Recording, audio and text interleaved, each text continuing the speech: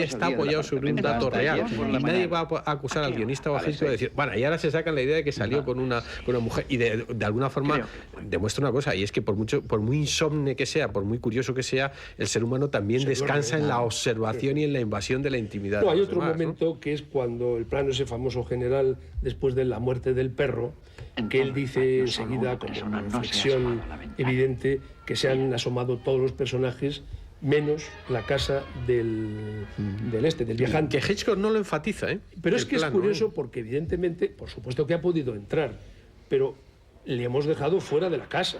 Es decir, que cabría perfectamente la explicación de que no se ha asomado porque no está, porque no lo hemos visto llegar. Había un gran fundido, entonces puede haber llegado. Pero es curioso porque eso me parece más válido que lo de la señora esa que se la ve que sale con el otro. Pues a mí eso me parece importante e interesante, la ruptura esa, porque si no la película sería demasiado solo lo que ve el personaje. Debe haber algún descanso para eso, ¿no? Él trabajaba muchísimo, porque este autor, el Michael Hayes, era un escritor de, como sabéis, de radio, fundamentalmente de suspense y de comedia, y eso también. Pero la estructura, le contaba en esas comidas que tenían todas las semanas a John Russell Taylor, que la estructura toda la hizo Hitchcock, que era matemático en eso.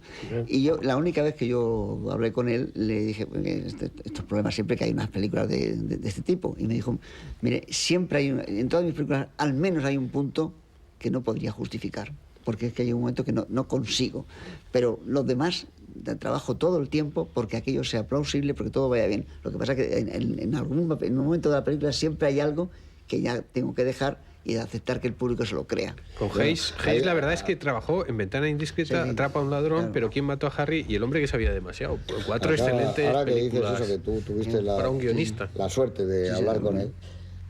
Este librito que hacen Chabrol y Eric Romer diciendo, oiga, señores, aficionados, público en general, este es el genio del cine. Hay que recordar que vino a España, yo me acuerdo de niño, en el Festival de San Sebastián, 2 años seguidos, y sobre todo vino con Vértigo y con La muerte de los talones. Sí, no dieron el premio. No ganó el premio. Porque entonces se llevaba otro tipo de cine. Eva quiere dormir, ese es el lastre de San Sebastián, que no se lo quitará nunca. Que uno de los 2 años esos, le dio el premio a Nonna Sabella. Sí. Y una italiana que nadie que algunos como nosotros la recordamos, Sabella, nadie más. Vuelve al ataque. No, pero es que no viniera con 2 obras. No, es que vino con Vértigo y con La muerte en los talones a ponerlas en el Festival de San Sebastián. Y no se llevó el premio. Hay que decir en Descargo de San Sebastián que eso vale para Berlín, para Cannes, etcétera. Pero no, lo digo para que Hollywood. No, pero si yo he visto películas. Hitchcock no era el autor con vitola, porque si eso le pasa, que debió venir Fred Zinnemann con Historia de una monja, entonces le lleva el premio de interpretación. Pero es que le pasaba porque no tenía que esta película, el año de los Oscars, estuviera nominada exclusivamente, no como película ni nada, sino como director y otros personajes, y que luego no se lo dieran. Él solo ganó el Oscar con Rebeca, mejor película, ¿no? Nada más llegar a... Él no ganó ningún Oscar. No, yo creo que como película, claro. La película fue Rebeca, claro, la supuesto, primera que hizo en Estados Unidos. Sí, la única. Y desde luego estas películas que estamos hablando de esta época, ninguna. Tenían nominaciones, pero... Ahora, es curioso que Hitchcock, Hawks y Chaplin, por citar tres directores, que Hollywood no les haya dado un Oscar, porque puede decir, hombre, es que no sé qué, da igual, la industria de Hollywood, 3 directores industriales, Chaplin con sus problemas, por supuesto, pero Hawks y Hitchcock con magníficas películas que la Academia no fuera capaz de dar, sobre todo en el caso de Hitchcock, resulta asombroso, ¿no? Es que eran películas... Una larguísima carrera. Es que eran cineastas realmente con visión de futuro, es decir, eran cineastas que el reconocimiento les ha venido, como debe de ser, al paso del tiempo.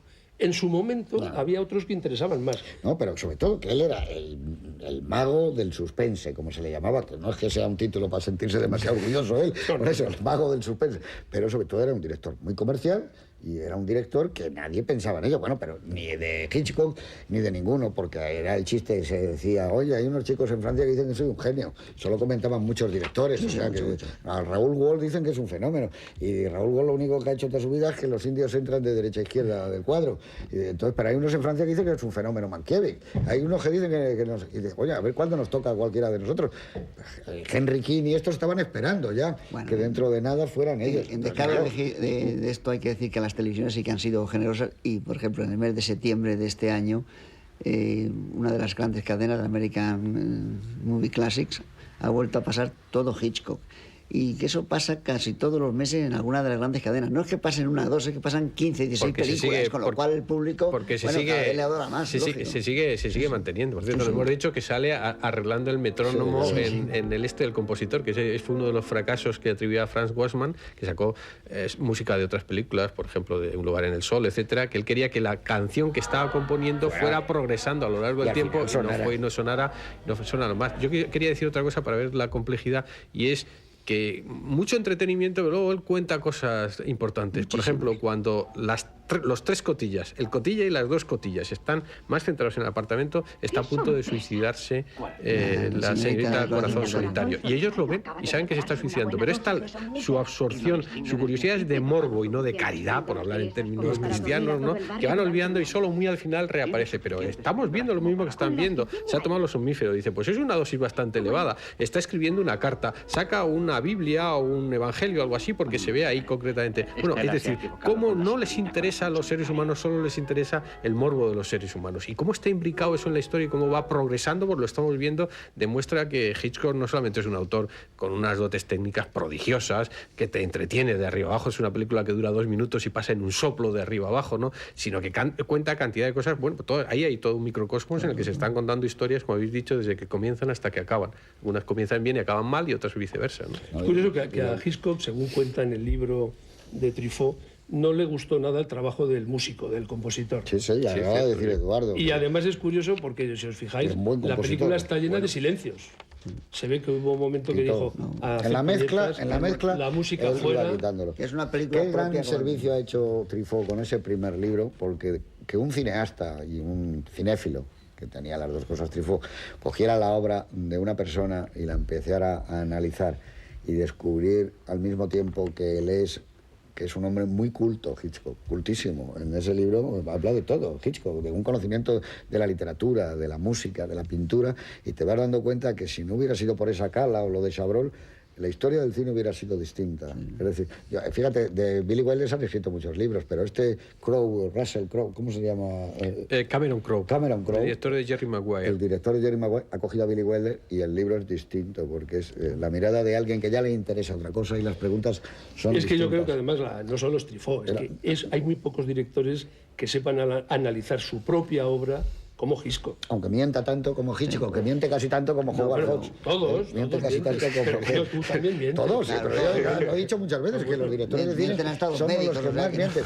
¿Y sabes por qué? Los escritores pasa lo mismo. Porque yo creo que, y a lo mejor, como dice Eduardo, porque a los escritores les pasa igual, y tú has dirigido también las películas, porque no sabemos muchas veces el material que tienes en las manos y cómo no sabemos ni lo que nos sale. Bueno, por eso digo, y solo poner o quitar una música, quitar o poner un plano, aquello cambia tanto que estás un poco perdido siempre. No, y lo que ocurre mucho, que a Hitchcock le ocurrió, es que luego hace la película, empiezan a hablar los demás de la película y empieza a descubrirse... A ver otra película. A sí mismo. No, y a ver otra película.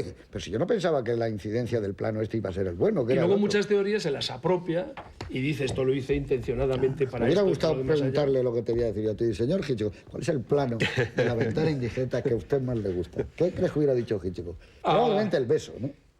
Hombre, sí. Es el más trabajado de puesta en el Los fondo. dos besos, ¿eh? Sí. Bueno, a mí es que el arranque con el plano que entra Grace Kelly es el fantástico. Bueno, ¿tu plano favorito? Hombre, hemos hablado de muchos, a mí me gusta mucho la presentación tal. A mí me gusta mucho la escena esa en que llega el policía y está ella, está él, digamos, lógico, tumbado y está el policía, y están hablando de una cosa y sin embargo hay una presencia terrible que es el neceser ese o el maletín, y está ahí la ropa, en las zapatillas, el camisón y todo esto, y cómo esa escena es una de los prodigios de Hitchcock. Se está hablando de una cosa y se está viendo otra. Y el propio policía, que está hablando de otra cosa, está viendo obsesionadamente ese maletín abierto con el camisón y tal. Y está pensando en otra cosa. Ese prodigio que tiene Hitchcock para las escenas que tengan como 2, 3, 4 lecturas, a veces en profundidad, sugiriendo mucho más la imagen que lo que sugieren los diálogos. Esa escena me parece prodigiosa. ¿Y para ti, Juan? Para mí, yo creo que además hay una serie de pequeños cortometrajes brevísimos dentro de la película, y esa tremenda influencia de haber sido un hombre del cine mudo y de saber reflejarlo todo con la imagen. Hay una cosa preciosa que rompe un poco el ritmo y descansa, que es aquel matrimonio que duerme, como hemos visto en tantas películas, en el exterior, en la escalera de incendios, por el calor intenso de los 100 grados Fahrenheit, que luego van bajando a medida de acaba la película con 70, y la tormenta, la entrada precipitada, y Hitchcock, con ese tremendo sentido del humor, no